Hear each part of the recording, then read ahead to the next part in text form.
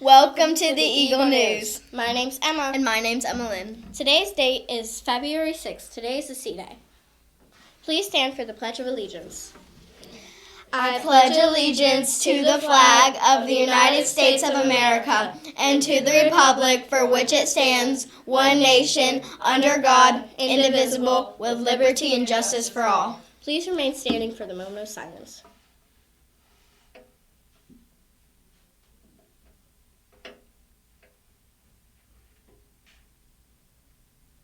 You may be seated.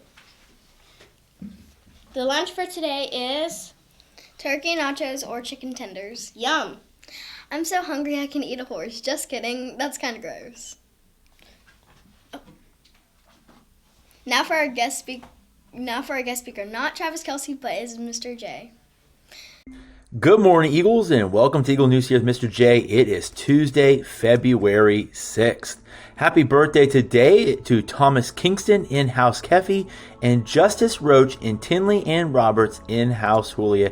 Happy birthday, students. Students and teachers, how are you checking in today? And especially, how are you checking in this week? This is going to be a question I'm going to begin asking you guys daily, but we need to learn about what am I actually asking you and what am I requiring you to think about. It's called the zones of regulation. So you may be asking, well, what is and what are the zones of regulation? Well, there are 4 zones. There's a blue zone, there's a green zone, there's a yellow zone, and there is a red zone. And it's all based off of our emotions and our feelings. But self-regulation is very important. Being able to regulate and being able to know what zone we are in, and then how can we get ourselves out of that zone into more of an appropriate zone that we can thrive in that day. So down below, I'm going to read this real quickly to us here about self-regulation is important. So regulation is something everyone continually works on, whether we are aware of it or not. And even at your age, students, and even as adults, as your teachers are and staff members in your building, we all encounter trying circumstances that can test our limits every single day. If we can recognize when we are becoming less regulated, we're able to do something about it to manage our feelings and get ourselves into that healthy place, into that more appropriate zone. This comes more naturally for some people, and definitely as we get older and more mature, we are able to regulate this more. But for others, it is a skill that needs more attention and practice. This is the goal of zones of regulation. So as we go throughout this week, I'm going to share with you the 4 zones so you can identify daily on what zone you are in. And of course, you may start your day in a zone, but then as the day progresses, you may switch to a different zone. But how can we regulate? How can we acknowledge those zones so we can make sure we make good choices throughout the day?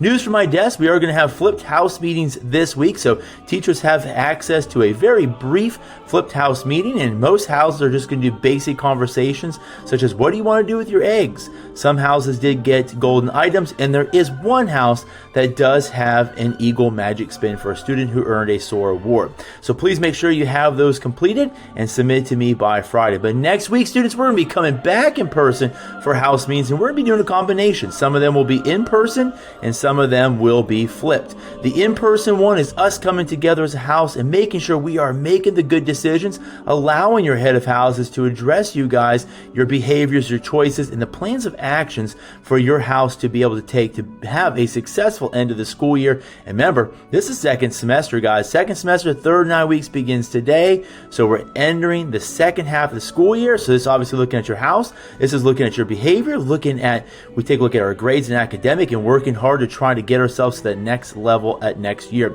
Bonus house spins are going to take place this week, but it's going to take place on Thursday. My head of house, you'll come on down at the beginning of your encore. It is School Counselor Appreciation Week, so make sure when you see our school counselors, Miss Hawkins and Miss McCarran, you tell them thank you for all that they do for you, our staff, and for West Side. Kindness Bingo is going to get started, so you're going to be receiving this week a Kindness Bingo chart. And obviously, self-explanatory, you're trying to get bingo. If you can get bingo and have it submitted to the front office between now and February 23rd, you're going to receive a sweet prize. Wear red on Thursday. So Thursday, we're representing heart health. So wear and represent red for Thursday for heart health. Friday, we want this to become a daily thing on Fridays. And we are representing West Side, Best Side, and we're also representing your house. So either wear house swag or West Side swag on Friday to celebrate our school. 6th grade, we're going to have your SOAR Awards this Friday. There will be no Young Ladies of Excellence meeting today and no Zones counseling group today either. We're going back to our essentials of the week to go through them and review them now that we're entering the second semester. Today, one of my favorite ones, be respectful to yourself and others. You need to give it in order to get it back. So be respectful to yourself and to others. I highlighted 3 goals this week when it comes to this essential. Goals that we want to kind of work on and focus on. And if I see you in the hallways, I see you in the classrooms representing these, I'm going to give your house some bonus house points. So 1, treat each person with kindness and respect regardless of your feelings towards them. Our second one is do unto others as you would have them do unto you. The golden rule in life. And 3, do not show disrespect with gestures. Sometimes we may not like the answer or the response that an adult gives us, and oftentimes we may want to sigh, roll our eyes, smack our lips, or even tisk, but those are showing disrespect. So we don't want to show any disrespect. We're doing unto others as they would have do to us, and then we're treating each person with kindness and respect regardless of our feelings towards them. As we take a look at your house, did you help your house or did you hurt your house? As we look into last week, last month, first semester, as we take a look first at our kindness power, we can go down the 4 houses, and immediately I noticed that House Julia has the least amount of unkind acts last week. Congratulations, House Julia. House Julia, you are going to receive a bonus heart and 50 house points. Way to go. Now, if we go back, you're obviously taking a look at your total amount of eggs that your house has earned. That's the big white egg. Like, for example, Duende is 876. I know a lot of you are working on something for your kindness eggs, whether you're saving your eggs for something. Maybe you want to spend your eggs. So you want to look at that total there and look at, obviously, the kindness egg menu. But Duende last week, there were a few unkind acts, and they barely made it on through. Unkind behavior in coding, that was times 2. So 2 students in 4th grade had unkind behavior in coding. We had poor STEM behavior in 6th grade. So it sounds like maybe Duende might want to set a goal possibly to improve our encore behavior and maybe possibly trying to walk away with that golden item by next week. And then in 4th grade, we even had somebody trying to get somebody else in trouble. And it's hard to see there, but there was unkind words also in 4th grade. In House Mudita, we had a few as well. Not following authority. We had poor lockdown behavior in 5th grade, not following expectations in 5th grade, throwing objects in the classroom in 5th grade, and we even had somebody who was deleting somebody's assignment in 5th grade and packing up loudly and not being respectful. 5th grade. So 5th grade Mudita sounds like we need to set a goal and be able to improve that behavior.